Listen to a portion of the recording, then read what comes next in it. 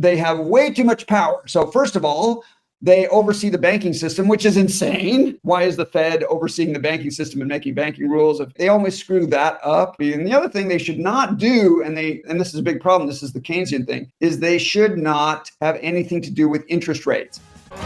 Take the first step towards online privacy. Get NordVPN.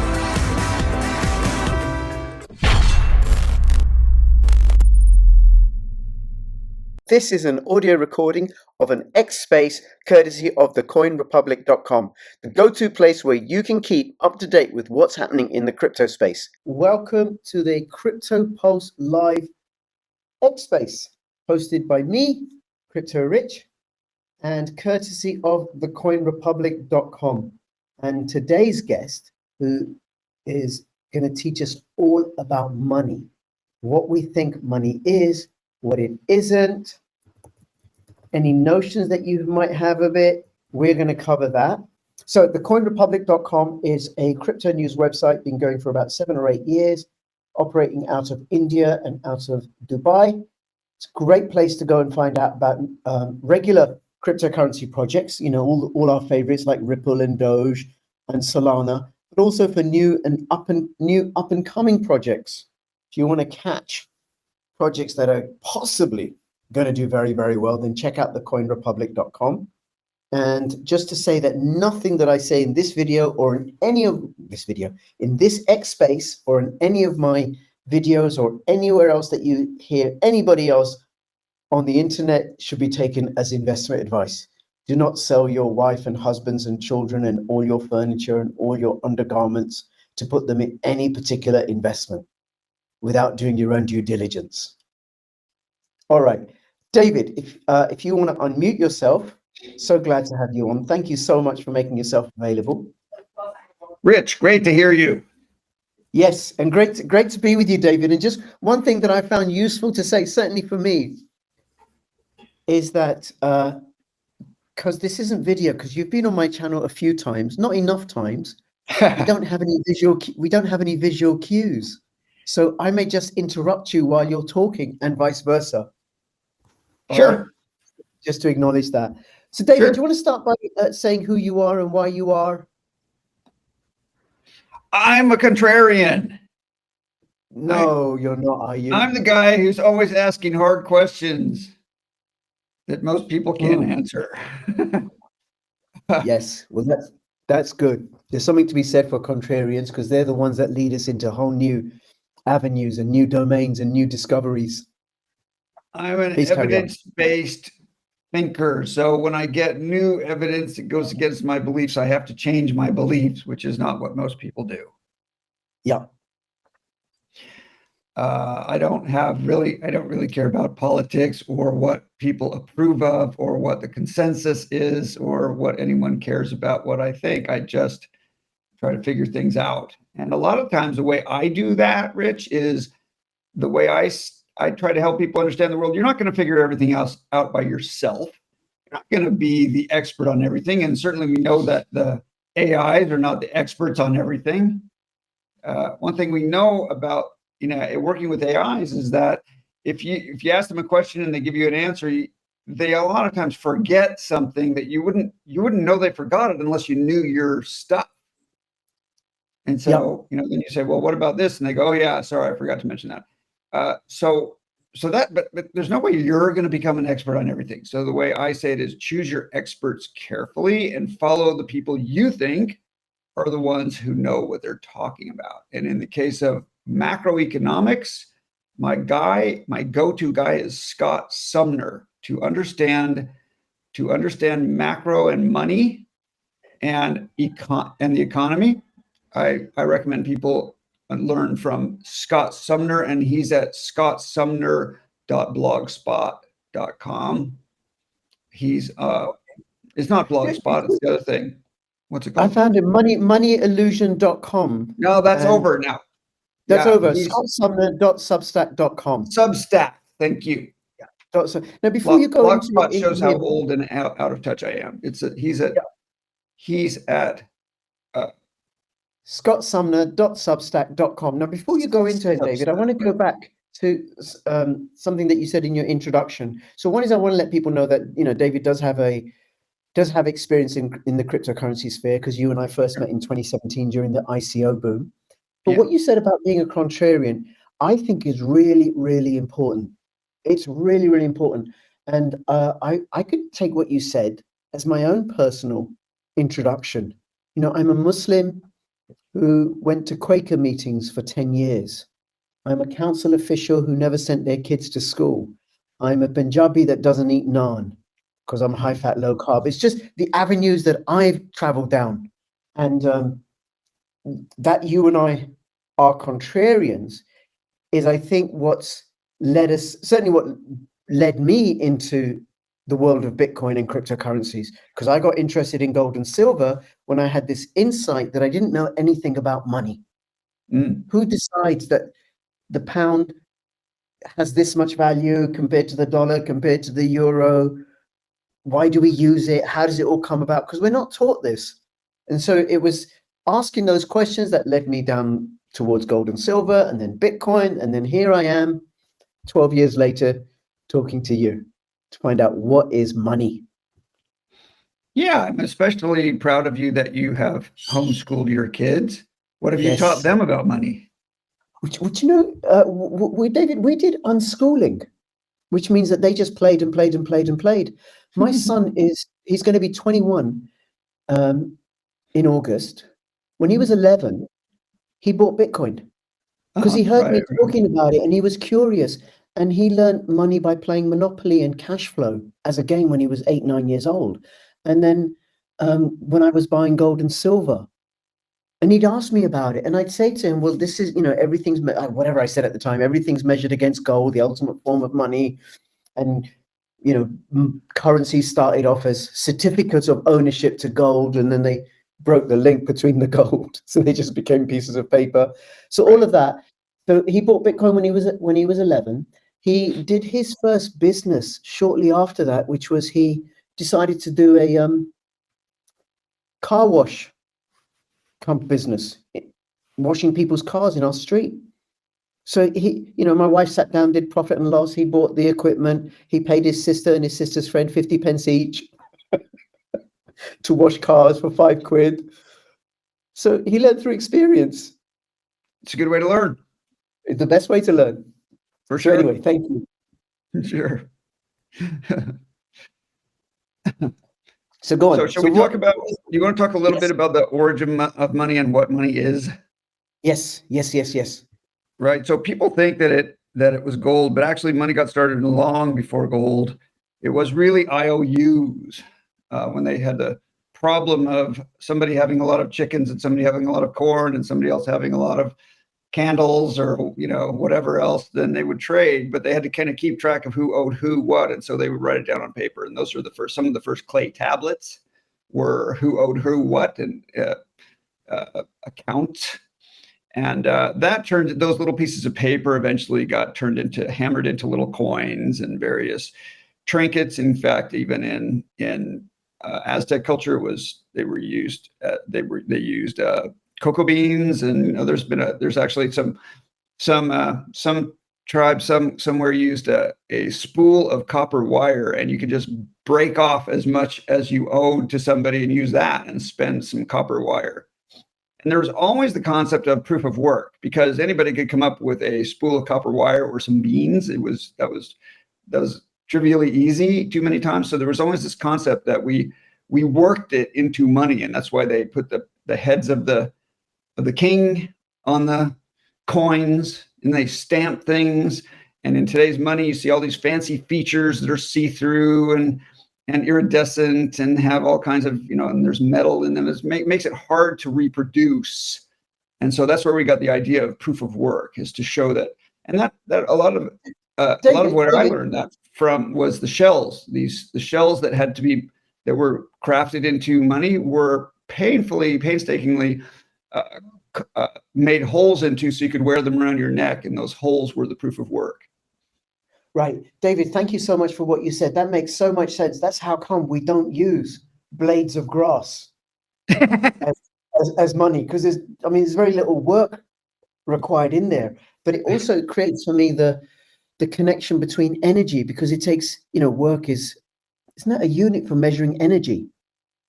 Yeah. Somewhere at some point, right? Yeah. So it's the connection between energy and whatever we come that's going to represent what's owed. In fact, in today's money system, with all the dollars we have that are either physical paper dollars or the dollars in various accounts, there's a lot of energy. We use a lot of electricity to support the dollar. People say, "Oh, well, Bitcoin wastes all this energy." Oh, well, how much energy does the dollar use? It's not trivial. Yeah. Yep. Not at all. Absolutely.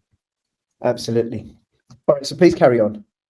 All right. So what is money? Let's have a definition of money. Who wants to? There are 3 rules. What are they? 3 requirements. Well, it's got to be recognizable. So you got to have agreement. Anything is pizza is recognizable. Sorry, David? Pizza is recognizable. That's not one of the 3 requirements of money. Ah, okay. All right. So it's work a little harder today. Okay, you're gonna make me work, right, for this. Well, I'll walk you through it. That's fine. Okay. Some of the people listening probably know. So the first requirement of money is that it is a medium of exchange. It is something we can trade. And that's why the proof of work. So the shells and the beads and everything, it's easy to carry, right? So gold bars turn out to be a really bad medium of exchange, right? Yeah. You want to go shopping at the farmer's market. You don't want to carry a sack of gold because you're a target. You can easily be mugged and left for dead, and it's very hard to exchange gold. So gold has really never been a reasonable, you can't define gold as money, but then that's why they made certificates, and the certificates you can exchange. It's a medium of exchange. It's a way to trade. So that's number 1. Number 2 is it has to be a store of value. Otherwise, it's not money. Pizza is a very poor store of value, right? Mm-hmm. In fact, cocoa beans weren't a very good store of value. Sometimes they would rot, but the shells and the beads and things, they were able to store value, so that if you sold a bunch of chickens or your house or your kids or whatever, you'd have this, thing that would last for a while, and you could put it under your mattress or whatever for 30 years, bring it back out, and it would still be worth something. You would have held your value. And so store value is a big part of it. And gold is very good for that. Yes. A lot of things are. Most commodities are not, right? Most commodities get cheaper over time because we find more and we find cheaper ways to get it out. Gold, in fact, is much cheaper to get out of the ground, but it's a belief system. And so people believe it's worth more than the value for jewelry and industrial applications. So that difference between, if it were only valued for jewelry and industrial, then the price of gold would go down over time against the dollar, just because it's cheaper to use arsenic to get it out of the ground now.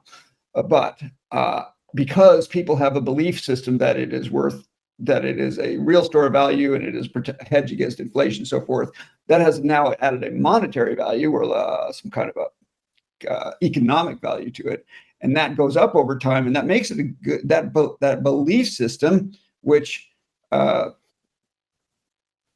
people would call a game, that the game of gold makes it a reasonable store of value because it does tend to go up. So that's the second one. And then the third one is it has to be a unit of account. A unit of account means you price things in it. And this is really important because you want to trade, you want to go to the market, you want to go into the economy and buy things and sell things, and you need to put prices on things, and prices are made in a unit of account. And I want to give a good example of what's not a unit of account. That would be Apple stock of anything, any stock price. So if you priced your home or your groceries or your next pair of shoes at the store in Apple stock and you went to buy it, well, Apple stock changes hands, I don't know, trillions of, maybe hundreds of billions of dollars a day. And the price fluctuates every, I don't know, 10th of a second or whatever. And so it'd be very hard to price anything in something that's that volatile, right? Mm-hmm. And the same with gold. Pricing things in gold would have to be very dynamic. The morning price would be different from the evening price. right? And the same is true of Bitcoin and pretty much, all those crypto assets like Ether and so But on. hold on, David. Gold Yeah. is only volatile relative to whatever it is that you're pricing it against. So if No, so, gold has a dollar value, right? At the end of the day, it's just but that's because we're using. But if we use gold as the unit of account, and we said, okay, $1 is worth so many ounces of gold or so many grams of gold. So it depends what you're. Doesn't it depend upon what you're using as the yardstick? Because 1 ounce of gold is always 1 ounce of gold. That's right. This is a good point, and this is a point Austrians use all the time. So we have to dive into this. So, right. I got to say, I'm not Austrian, right? Right. I'm actually from a sort of very traditional, Keynesian, left wing, Labour voting sort of background, right? But I've learned a lot. In other words, you're confused. And also, I have it that everything ultimately is measured against gold as the foundation for all asset values. That's what a lot of Austrians would say that. Right. Okay. Well, perhaps I'm an Austrian and it's hidden from my view. The problem with that, and it's reasonable because you say, well, the dollar goes up against the yen and against the pound and everything else. So how do you price that? Well, so that's reasonable to ask. And the answer really lies in the quantity. So the quantity, if we're exchanging your house for my number of kilos of gold or ounces or whatever of gold, and then somebody discovers or is able to mine a heck of a lot of gold, well, that will devalue the gold, right? If the quantity, and this is called the helicopter drop experiment, everybody should be familiar with this. If the quantity of money doubles, then what happens to prices overnight? They double. They get cut in half. Oh, that's it. Yes. Yes. Right. Sure. Yeah. Because people will figure out right away that there's more in supply. And so you almost don't even need to pay attention to the number of dollars in circulation because other people are, and that will affect prices. And therefore, when the Fed or the Bank of England decides to print money, and we'll talk about that, and add money to the money supply, then prices will fall, or it will prevent prices from increasing. And that's why they print money, to try to control inflation. So we'll talk about inflation in a second, but pricing everything in gold as a unit of account, in my view, is a really bad idea because you got to keep track of what the supply is. And the supply can change minute to minute by who's got the economics to invest in gold mining and gold mining technology. So it's not done by any kind of rule. It's done by entrepreneurs figuring out cheaper ways to get gold out of the ground. And I think that's very disruptive for prices. Okay, but can't we say the same for fiat currencies? Because, we might know how much is in there, but all the time, more and more are being created through printing and through because of the fractional reserve banking system. That's always now we discuss inflation. Now we're moving on to inflation. So the first, just to recap, money is a unit of exchange. It's a store of value, and it's a medium of exchange, a store of value, and a unit of account. All right. And my belief is that gold and stock prices and other things where the supply changes a lot and the demand changes a lot, just for that thing alone, changes prices too much to make prices too volatile. And so now we get to what is inflation. Is that fair? Sure. All right. So because I'm willing to stay with this and keep talking about it, but I think we should move on to inflation. So inflation is very misunderstood. Inflation is misunderstood by people like Elon Musk and most Fed chairmen, and certainly all presidents. Because again, I go with Scott Sumner, who makes a very good case for the only thing that affects long-run inflation, not short, because prices can go up over the weekend if there's some, bombing somewhere, some energy terminal gets bombed or something, some disaster happens or terrorist attack, that can affect short-term prices, but long-term prices are only affected by one thing, and that is the quantity of money. And this is not a technology play. This is not entrepreneurs coming up with clever ways to mine dollars. This is the Fed, right? This is monetary policy. So this is my area of expertise. This is why we're talking. And I want people to understand that inflation is not really driven by oil prices or market dynamics or fiscal policy, which is how the government decides to spend their money, because the government, and I'm not talking about the Fed now because the Fed is sort of outside the government doesn't change the quantity of money. They just change how they spend it. So if the government takes money from the Treasury and gives it to people in a helicopter drop, which, by the way, happened in 2008 in Australia, the government just gave everybody something like $2,000, I forget. That's a helicopter drop. That doesn't change the price of money because it doesn't change the amount of money in circulation. Right? The only thing that changes prices is the amount of money in circulation, because the Fed has the power to create and destroy money at will. It's not a technology thing. It's not a market thing. It's Fed policy. That's called monetary policy. Are we? Yep. That all makes sense so far? Yep. So people say the government's going to cause inflation by spending this or taxing that or policy this or policy that. That's not true. That's just a common misbelief that the government can't cause inflation. However they spend it, they tax and spend. In fact, and this is a funny misunderstanding by Elon Musk, when Milton Friedman, the famous economist from the 50s, 60s, and 70s, said that the government, that inflation is when the government spends money that is always going to be paid for by taxes, right? So it's one way or another. When the government spends your money, they're going to get it from you somehow, right? And that they're going to tax you for it, right? That is not inflation.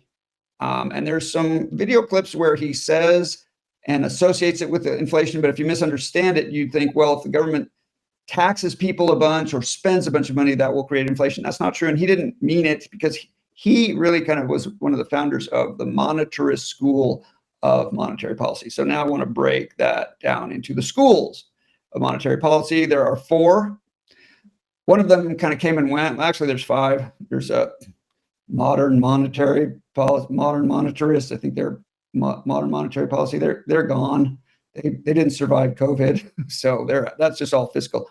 Then there's the business cycle theory people who came and went because that didn't work. So the 3 main schools are the Austrians, which probably most people are familiar with, and they are easily characterized by saying, hey, the government shouldn't be involved in money. The government should not say what money is.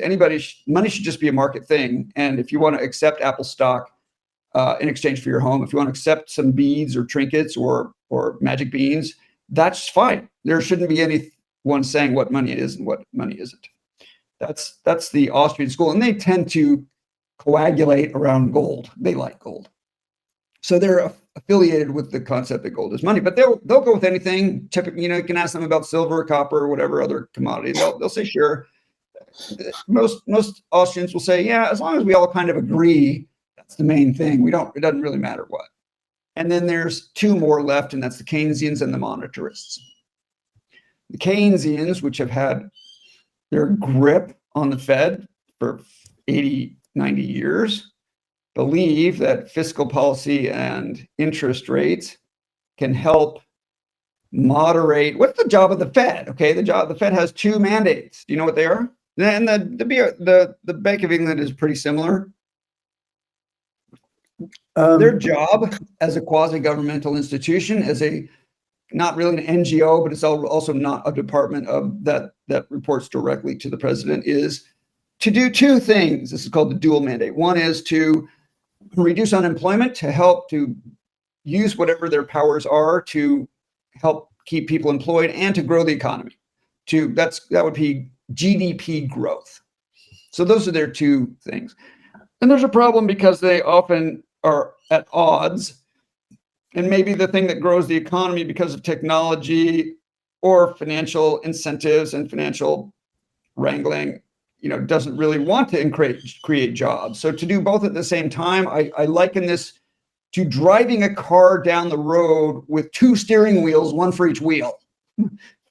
Imagine, let's say you have 2 drivers, how are most of the time those 2 wheels are not going to be parallel to each other, right? They're going to be fighting each other. They'll be offsetting, right? Or contradicting each other. And that's pretty much what we get because Congress tells the Fed to keep unemployment low and keep the economy growing. And so the Fed is full of people, like, I don't know, it's 5,000 or 6,000 people or something. And they're running around, and half of them are trying to reduce unemployment, and half of them are trying to boost the economy or stop the economy from falling into a hole. And then they don't coordinate very well. So a lot of the policies conflict, and it's not particularly effective, and it's really wastes a lot of money. You got, the number of people working at the Fed, in my view, should be about 3, and I'll talk about that in a minute. But they have way too much power. So first of all, they oversee the banking system, which is insane. Why is the Fed overseeing the banking system and making banking rules of what the reserves requirements are and stuff? They always screw that up. So that hurts because that'll freeze the economy if they raise reserve requirements and force banks to put more money into the Fed to hold in reserve.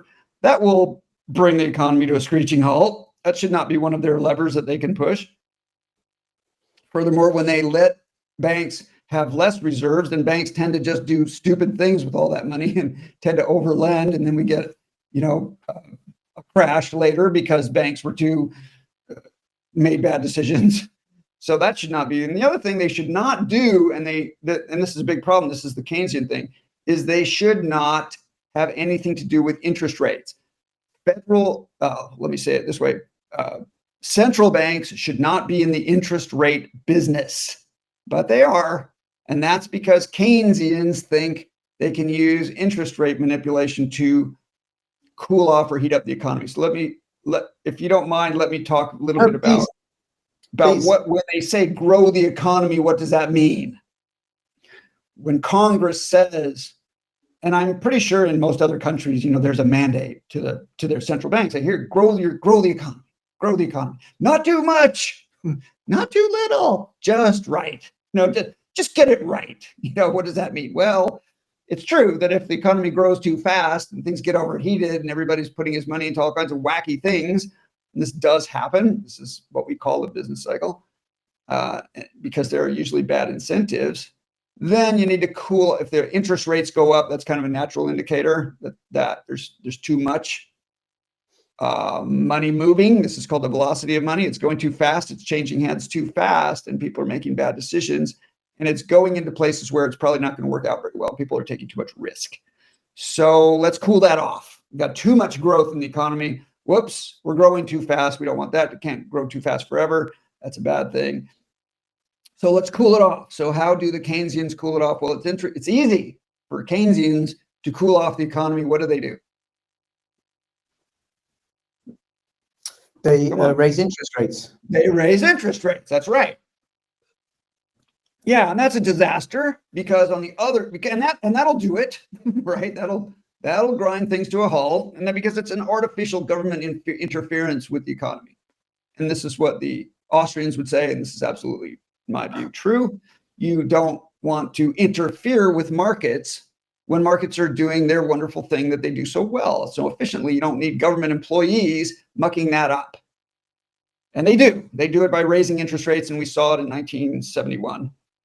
When we came off the gold standard and went right to fiat currency, and boom, there was a lot of activity. And so they raised interest rates, when actually what really happened was a lot of money just came into the supply because it was sort of adjusting from gold. It's a history lesson we don't need to spend that much time on, but they raised interest rates, and they did that to cool off the economy.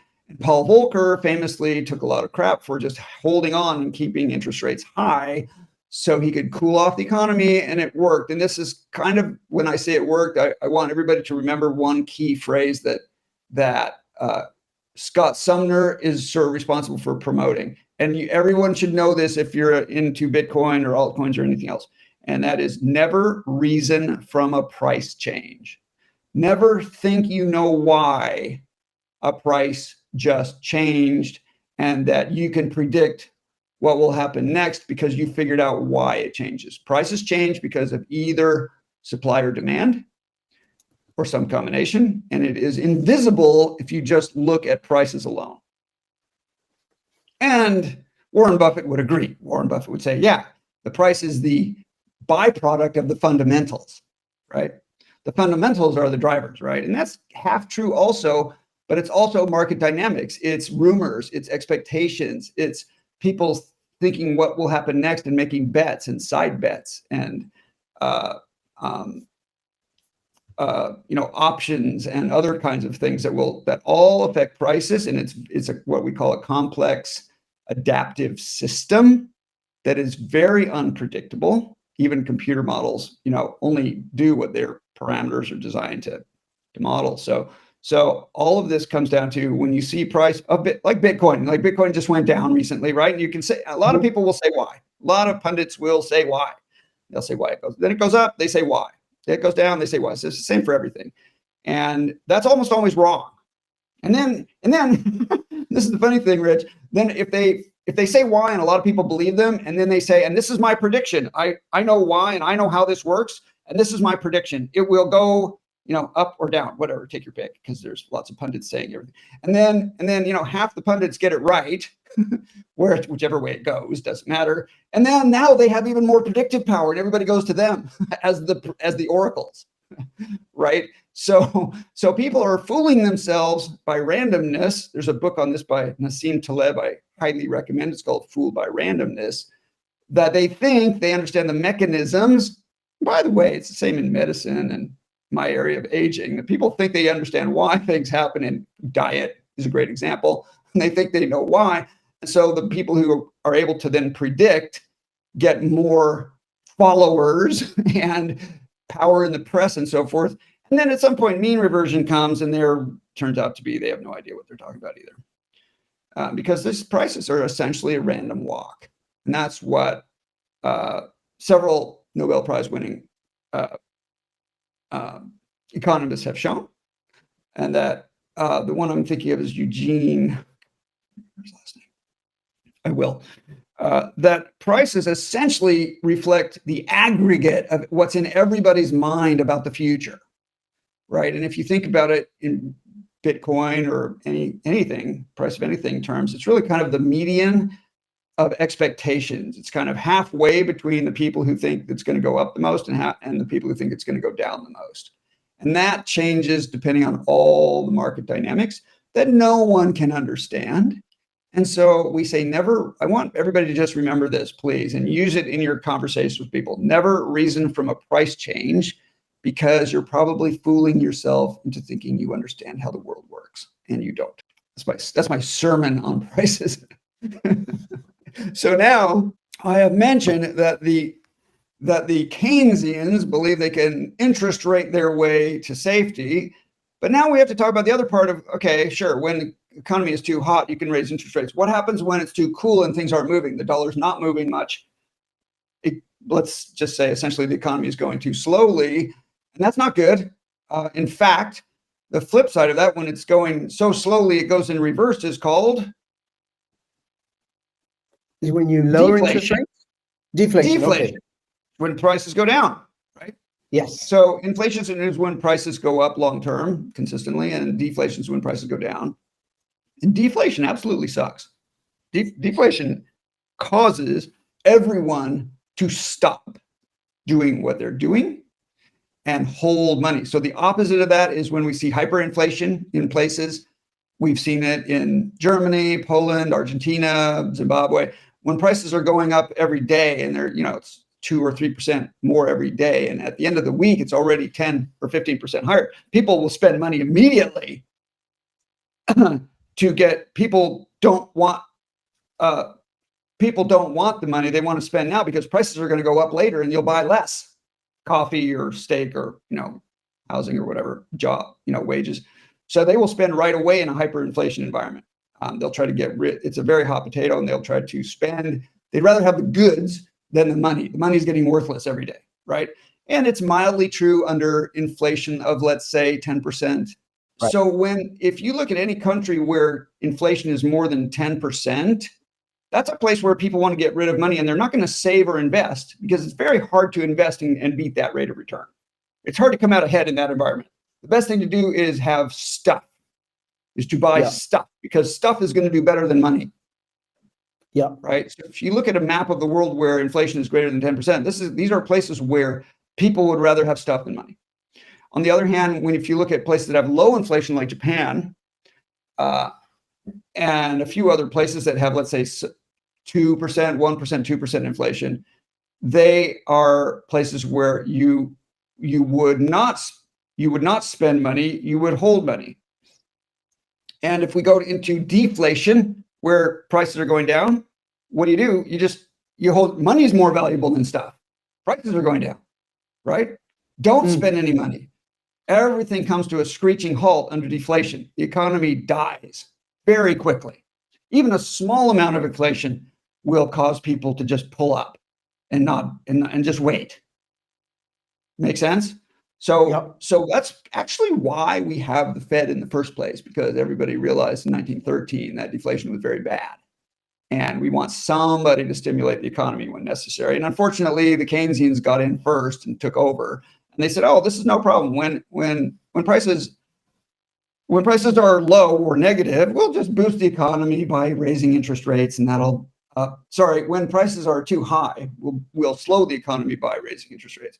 But they never had a really good answer to what they will do if things are low. If money is not moving, if inflation is either very low or we have deflation, how do you stimulate that economy? Well, the history lesson there is a little complex, because at the time in the 1910s and 20s, the dollar was linked to gold, right? $1 was 20 2/3 of an ounce of gold, or some 20 2/3 dollars was 1 ounce of gold, I think, maybe.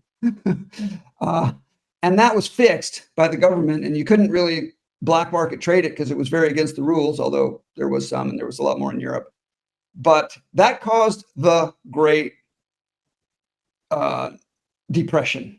The fixing of gold to a dollar amount caused the Great Depression because things slowed down. Everybody just hoarded gold. Gold became obviously worth more than what the government was pricing it at, and that just caused everybody to hold gold. And in Europe, all the governments, everybody just held onto their gold because they knew at some point that was going to break. And then they'd get a lot more dollars for their gold than they would get now at the official exchange rate, because it was artificial, and it was artificially low. So that in fact, it wasn't some kind of animal spirits or mysterious process or just bad business or business cycle. It was the Fed policy to hold gold and dollar fixed and not adjust. And finally, the only thing that broke it, finally in 1932, Roosevelt got elected, and he changed the exchange rate right away. And then the economy freed up, and there was tremendous growth. The fastest growth in the US economy ever was, on a percentage basis, was 1933, right after the gold price was readjusted. Unfortunately, because of then the international agreements to keep gold as money, because there was a lot of momentum around it. And I forget the name of the conference. I'm sure somebody knows it. There's no chat. Is there a chat? It became a game. It became a game where the government was always trying to predict what the best exchange rate would be, and so they were trying to adjust it over and over every year. And the Fed was trying to do this, and they weren't very good at it. And that's why in 1971 it finally broke. And thank goodness it broke. There was no hope for the dollar as a gold-backed security all through the 60s. It wasn't deteriorating. It was over. It was broken. So finally, in 1971, they had to just let it go, and that was good. But it took some adjustment, and now since then, we've still had this Keynesian-driven recessions, booms and busts by the Fed making bad decisions about bank requirements, interest rates, and the amount of money in circulation. And I want to just now quickly go back to, what do Keynesians do to speed up the economy or to encourage growth when they are close to zero interest rates, as we were for 20, 30, 25 years in the first part of the century? What do Keynesians do? They're out of gas. They can't change interest rates, they're already low enough and they want more growth. So if they increase interest rates, they'll just make things worse, right? Well, so what tool do they have then? If it's the European Union, you go into negative interest rates. Oh my God. Here, Right. yes, upside down. They did. And that's right. Yeah. And in Switzerland, people actually made money just borrowing from the government. Right. So, and it wasn't too much volume. It was mostly a signaling thing, but it didn't work. It doesn't work.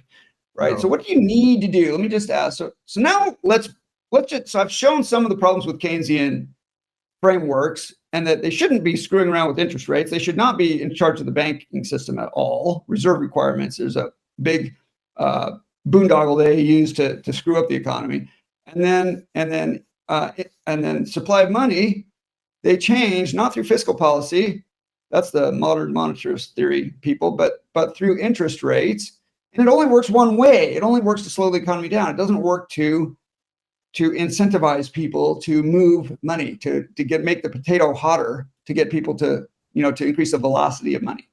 It doesn't work.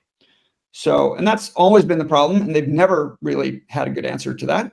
And Japan famously had very low inflation for 30 years until Abe came along and managed to change it a bit, but they still have suffered under a low growth scenario, low economic growth in Japan for 35 years now, maybe going on 40 years, just because of poor monetary policy.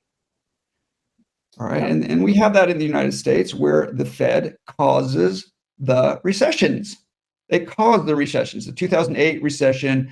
And this is going to be unfamiliar, and I'm not going to spend much time on this with your audience, but people think that the great financial crisis caused the great, what's it called? The Great Recession in 2008, 2009, right? And a lot of the people listening were in grade school back then, maybe. So I won't spend too much time on it, but this is not true.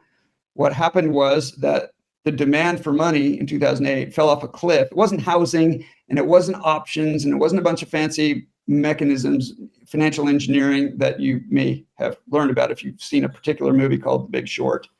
It was simply that the demand for money dropped off a cliff. And the only thing they should have done at that point was to have a stimulative monetary policy, a growth policy, and they didn't. In 2008, when the Fed met in September, and this is after Bear Stearns had fallen, and this is right at the time when Salomon Brothers was about to go under. They did not encourage, incentivize more growth. They held interest rates the same. They should have dropped them to absolute zero at that point. And there's more they could have done, which we'll talk about in a minute. But they didn't. And so monetary policy changes when demand for money changes. If monetary policy doesn't change, but demand for money does change, if it goes down, for example, then you have to respond with a better monetary policy. This gets to what we call, what we're looking for in monetary policy is a corrective monetary policy that is anti-cyclical, that will go the other way. When the economy slows down, you want monetary policy to encourage growth. When things are going too fast, you want monetary policy to throttle back and try to keep growth in this Goldilocks zone. And this is exactly why everyone listening should understand Bitcoin monetary policy is terrible, because it is pro-cyclical. Bitcoin monetary policy is very simply stated, there will only ever be 21 million.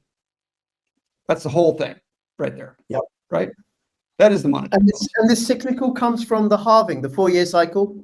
No, the cyclical comes from the market dynamics of money, the economy heating up and cooling off too much. And the reason the Fed was created was to cool off the economy when it's too hot and incentivize and heat up the economy when it slows down too much. And that's anti-cyclical, counter-cyclical. Keep it in the Goldilocks zone, right? And that's their job, right? They absolutely suck at it because they're using Keynesian tools. But I'm saying that Bitcoin is really not counter-cyclical because the whole monetary policy can be summed up in the statement there's a 21 million period max, And in that case, if it were to become money and people did price things in Bitcoin and you thought of everything as priced in Bitcoin, and there's a similar problem. And let me get to gold in a second because that's really interesting. But in the Bitcoin case, it would be pro-cyclical. It would exacerbate when things are going down. It wouldn't put on the brake. It wouldn't add any acceleration. When things are going too hot, it wouldn't put on the brakes. It would just let things go. And so it would be counter-cyclical. Now, let me talk about gold for a second, because that's actually turns out to be very interesting. The Austrians say, you see, when there's demand for gold, the entrepreneurs who have the mines will go out and get more, and that will cool down the economy naturally. Well, that's true. There's plenty of gold, right? Every cubic meter of seawater has enough gold. I mean, there's tons of gold. There's many, many times more gold in the ground and in the water than we have, in bullion now or coins. So that kind of makes sense that entrepreneurs will be incentivized then to add more to the money supply if gold is money. But there isn't another way on the downside when things are not going well to destroy gold. No, there isn't a way. That doesn't happen. No, gold is. And in fact, you could think of, well, on the Bitcoin side, we'll have some central bank and it'll just automatically destroy some Bitcoin. Okay, well, yeah, but then you can't go the other way when things are going too hot and cool it off. Or when you can't go the other way to incentivize when things are not going well. You can't print Bitcoin and put them in. And therefore, Vitalik came up with a little different money. He looked at all this. He's very smart. He's smarter than I am. I mean, at age 19, he was smarter than everybody. He looked at this and he came up with a monetary policy for Ethereum that's a little different, and it kind of has a scaling effect that it just kind of over time, there's less and less and less minted. But the truth is that with that system, he didn't really address the hot and cold economics problem, which is how do you automatically incentivize when the economy slows down? How do you automatically pull back when the economy heats up, right? And the Austrians talk about inflation, like inflation is robbing you of value. All these groceries, they used to cost $27 and now they cost $250. Your value is eroding. That's absolutely wrong. That is the money illusion. So what's the money illusion? Do you know? No.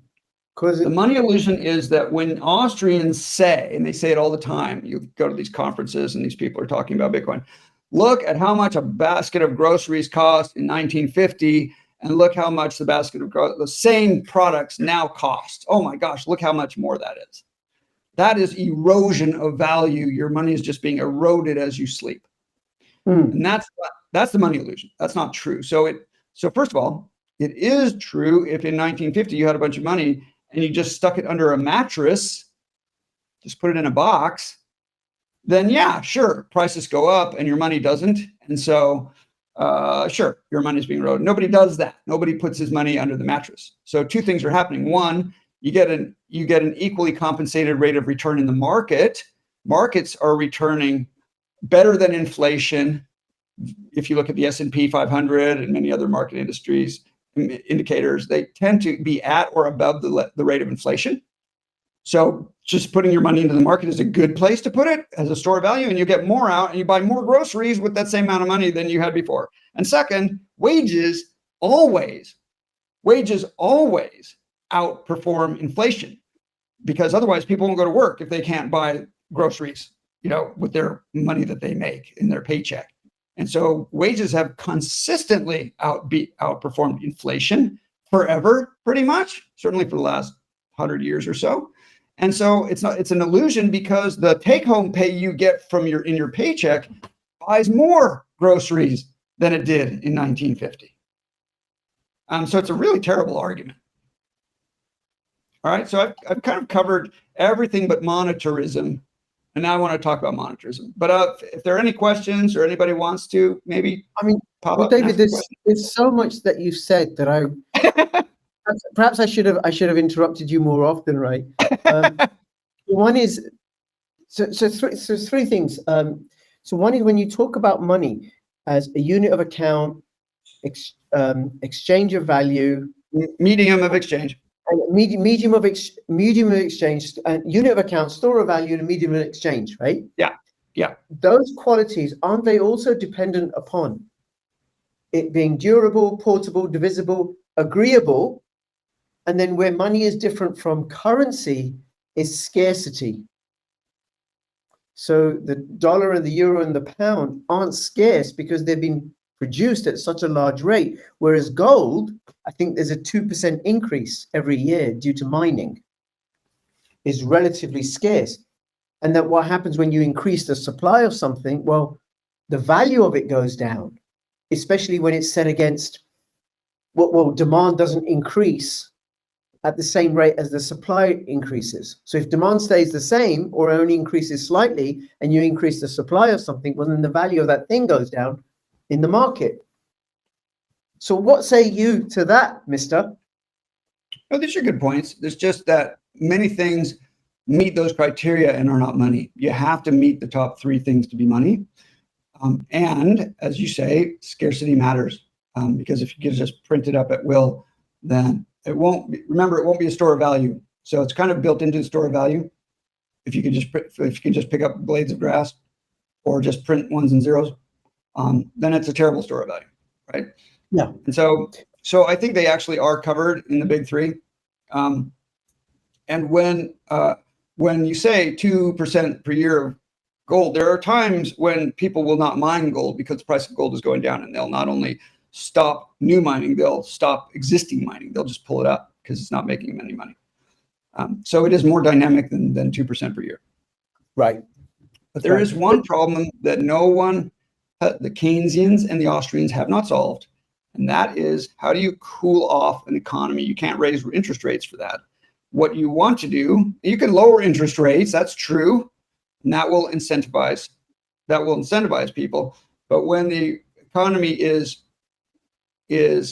growing, but when the economy is all the way at the bottom and interest rates are basically zero, how do you stimulate? Well, raising interest rates is going to make things worse.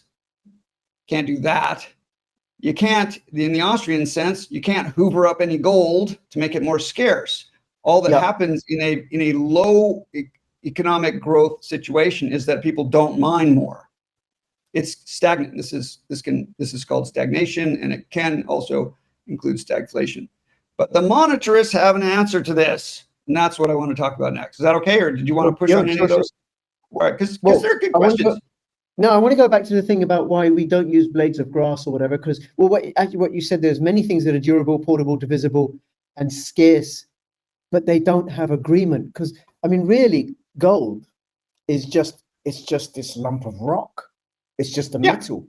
And same with silver, and even these digits that we relate to as Bitcoin. But it's only because there's agreement. Yeah. So then it's dictated by the market.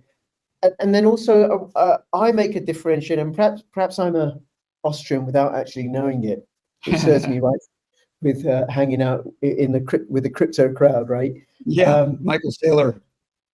Yeah, and Tom Luongo and others like that, right? Is right. Drawing a distinction between money and currency. Currency being a promise to pay money. And that speaks to when you said Nixon separated the dollar from gold. And my understanding of it is because France called Nixon because they were printing dollars to go and fund killing people in Vietnam. So you don't have the gold to back all this paper that you're printing. So that's why he made it float. And then also with the Federal Reserve being set up as a way of debt enslavement, that they charge the government interest, and then the government then charges taxes on people in order to pay back the interest for the currency that the Federal Reserve, a private entity, creates. I think you've confused monetary and fiscal policy, because the government borrows tremendous amounts of money from its people and from around the world, from other governments, but in the form of bonds, and that's what largely makes the government go. If they need it, and when they can pay it, then they pay it. But that's all outside the realm of money, because the money supply is managed by the Fed, And the borrowing and lending and paying off is all done fiscally by the government. It doesn't change the supply of money. Okay. But the fractional Let's get reserve gold. bank does. The fact that, you know, a bank only needs to have $10 to lend out 100. Yeah, sure. So that's the game of money. And that's the game. Gold is a game in which we believe that gold has more value than its commercial value. And money is a game in which we believe these little ones and zeros in our accounts mean something. So you're gonna be playing a game no matter what. Yep. And the game we have with fiat currency is that the Fed makes the rules. Now, actually, I have no problem with that, except the Fed is really bad at making the rules, and the Fed is the arsonist that tends to cause the fires. So I want to come back now to monetarists, because the Keynesians have failed repeatedly. And the game the Keynesians play is called raise interest rates to cool the economy and pray when it's time to stimulate the economy, because they don't have any tools. That's called a liquidity price crisis. When interest rates go down basically to zero, then the Fed has nothing to work with. And that's a problem. And there's something similar with gold. When the economy cools off enough, all they do is not mine gold. That doesn't stimulate the economy at all. And so again, they can only go one way, which is to cool it off. They can't stimulate. Yep. And if you have deflation for some reason, you really want to step in and stimulate the economy, because inflation causes people to jump out of 15-story windows. Deflation is bad. Deflation destroys the economy. Even a little deflation, if people expect deflation, they will hold their money. And that's what causes these big crises. Now, just what you said, I want to go to quickly, because it's interesting that a lot of times, because gold is a very impractical medium of exchange, they use notes. And there are I don't know how many crypto tokens represent a gram of gold, but there are many of these, right? And what they all say the same thing. Our gold is held in a vault in the mountains of Switzerland or somewhere in Singapore, someplace super safe, and it's 1-to-1. The token represents the gold, right? Yep. This has always been true. It was true when dollars were gold, and it's always been broken. There's a history of print, because it's so easy to just print up more of these little things, and then you just have more. Yep. It happens. And David, the temptation. You know, if I could print up extra Bitcoin without anybody knowing. Exactly. And if you could sell those tokens a couple times over for the same gram of gold, I mean, why not? And in fact, this is how a man named John Law destroyed the economy of France, and then went to England and destroyed the economy of England by doing exactly the same thing, and then destroyed the economy with the East Indian Trading Company by printing up more paper that people wanted that didn't represent the actual thing. This is called rehypothecation, and it is just, as long as the temptation is there, it will these certificates. In other words, there's nothing that binds physically the certificate to the asset, right? It's just a promise. That's why they call it a promissory note, right? But if there's a run on the bank, if everybody with a promissory note wants his gold or his Bitcoin or his, whatever his cocoa beans or whatever, the bank has got nothing. It's over, right? And so these things tend also to fail. They tend toward failure, right? And anytime anybody says the gold is in a Swiss vault and it's 1-to-1 tokens per grams, don't believe it. And it may even be true in a couple cases, and they say we've got these special algorithms that prove that the number of gold grams in the mountain is the number of tokens, and here we can show you the receipts.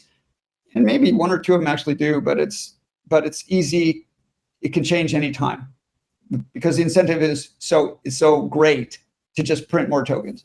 All right, so that's with hard assets, right? And if somebody sells you a carbon credit, for example, because he's got a forest, well, you can be sure that he's selling the same carbon credit to everybody else, because companies like to announce that they are carbon neutral.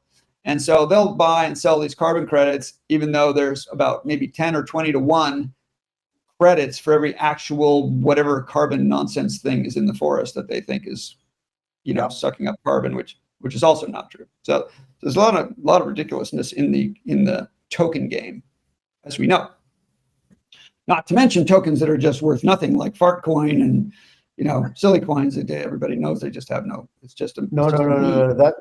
That was Satoshi's original vision, dog-faced coins. Scary. That's right. That's what it's all about. Back to money. I finally get to give the little lecture. I hope people are interested. I'm not losing too many people about monetarism that Milton Friedman really doesn't get enough credit for, because he didn't really create monetarism, but he's one of the fathers of monetarism, which is that the Fed should only do one thing, and they should do it well, and that is maintain a steady rate of economic growth. Forget about unemployment, because that's too hard. You're doing things, in two different directions. Maintain a steady amount of economic growth through manipulating the amount of money in the supply. And I'm going to explain how they do that. So we've covered that if you double the amount of money in supply, you'll double prices overnight. That's true. If you have, and this is the Fed, so this is not through fiscal policy, not through a giveaway. Giveaway just moves money around from the government's balance sheets, from one place to another. These are IOUs.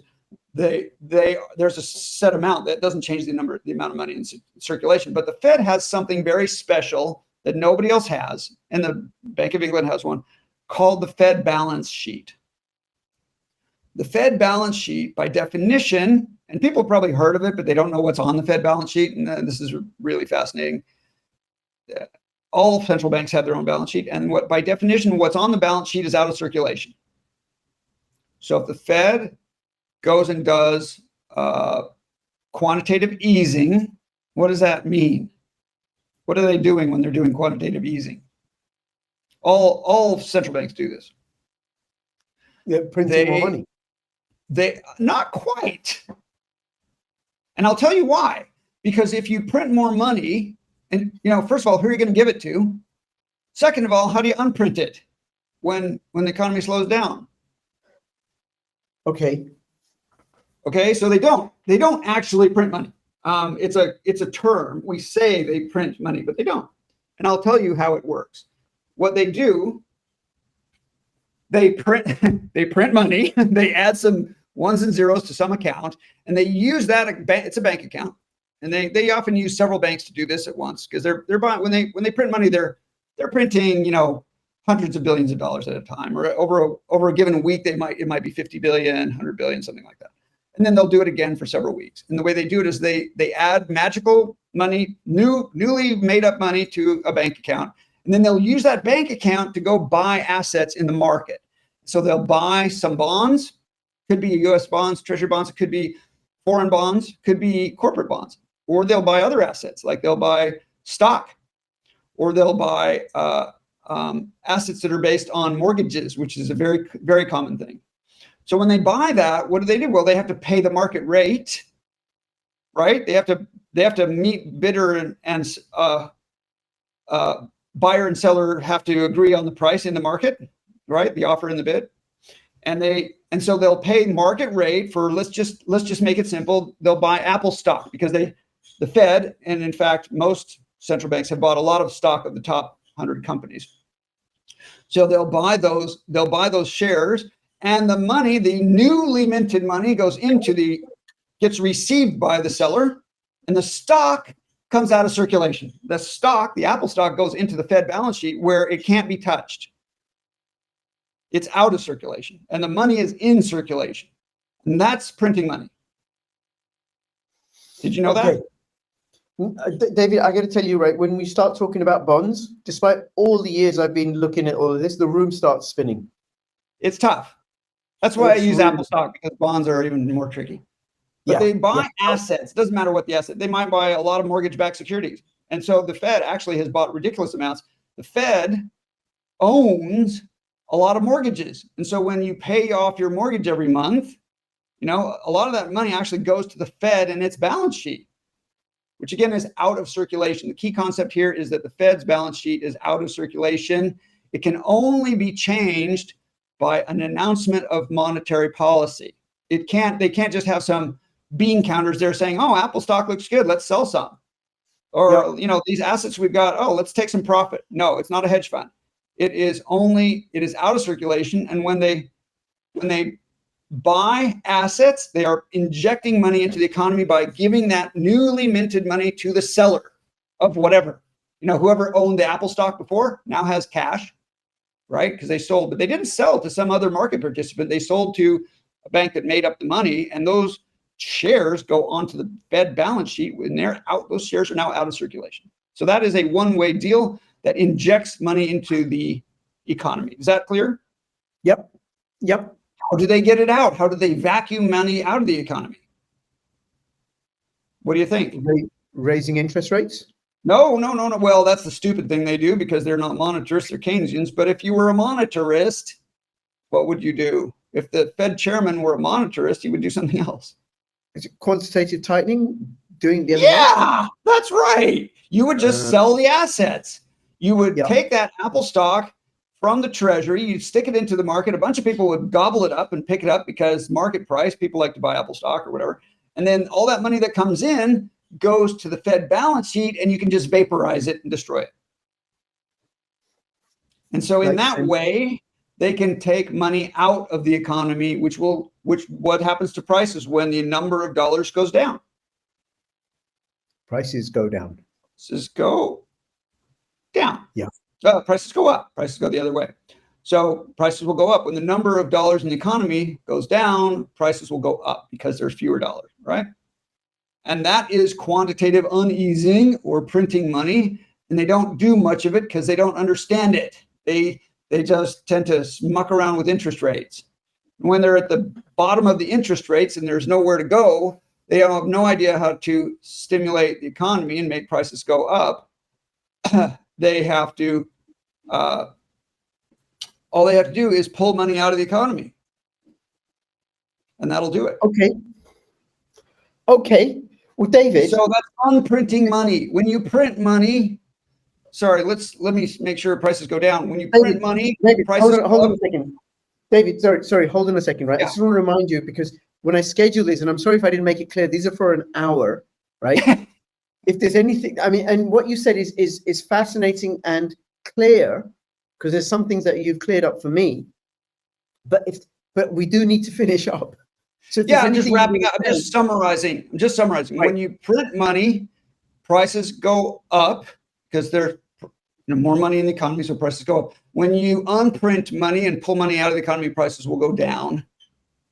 And so if you want to stimulate the economy, you can print money. And that's what the Fed did when COVID hit. They printed a lot of money and prices went up. Now interest rates are a little high and things are cooled off a bit much. They could unprint money and prices will go down, and that will re-stimulate the economy. And they're not doing that. Or that will help bring interest rates back down, and they're not doing that. They're kind of messing around and complaining that that there's not much they can do.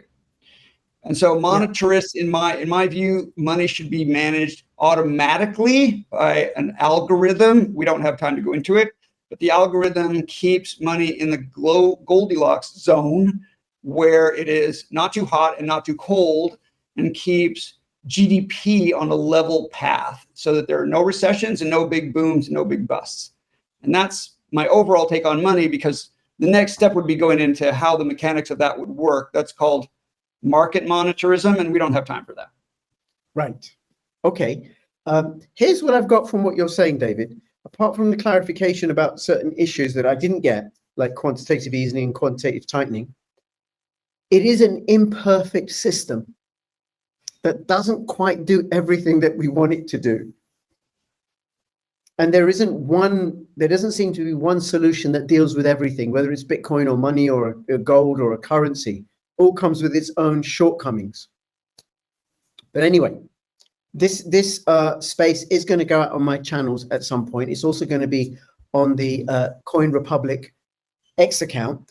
David, do you want to say again where people can find you, and also anything you want to say to finish up? Yeah, I do want to wrap up.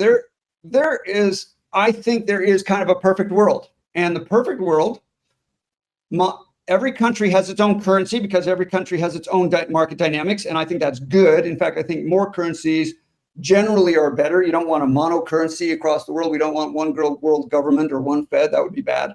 But if you automate the supply and demand, the supply of money, and adjust it up when prices should go up and down when prices need to come down, you don't need many people at the Fed. You don't need all the Keynesian and all the interest rate interference. You just have this automatic thing that automatically compensates for swings in the market and helps keep the value of the dollar fairly even. So then the markets can just do the rest of their magic work. Markets for interest rates, markets for products and services. That's what makes the economy work. The problem is that the Fed adds all this volatility by making bad decisions. So that's the problem. The problem is not the dollar. The problem is the way it's managed. It could be managed much better. That's market monetarism. We can talk about that another time. And finally, I am a longevity coach. I help people live a lot longer. I can help everybody in the audience, and most of these people are younger people. I can help your parents live 10 years longer if anybody's interested in that. Most people aren't. They just say, no, I don't want to live 10 years longer. But if they do, you want to learn about living longer and managing your health better, I am at infinitegameoflife.com. Infinitegameoflife.com. Infinitegameoflife.com. And you do have some other feathers in your cap, including some really great work you've done exposing the climate scam. And you've been a great business coach and very successful entrepreneur. Thank you. You're home educating your son, so good for you. So infinitegameoflife.com if you want to catch David, but also you can follow him on X, and you do that by just clicking on his icon and then follow him, and then you'll keep up to date with where he's at. David, thank you so much. I so appreciate it, and I look forward to having you on again, certainly on my channels at some point soon. And everybody who's listening, thank you. Please follow thecoinrepublic.com. And thank you so much. And the next X Space is going to be on Wednesday, the 25th of June at 5 o'clock UK time. Thank you very much, everybody. All the best. Bye-bye. Thank you, everyone, for listening.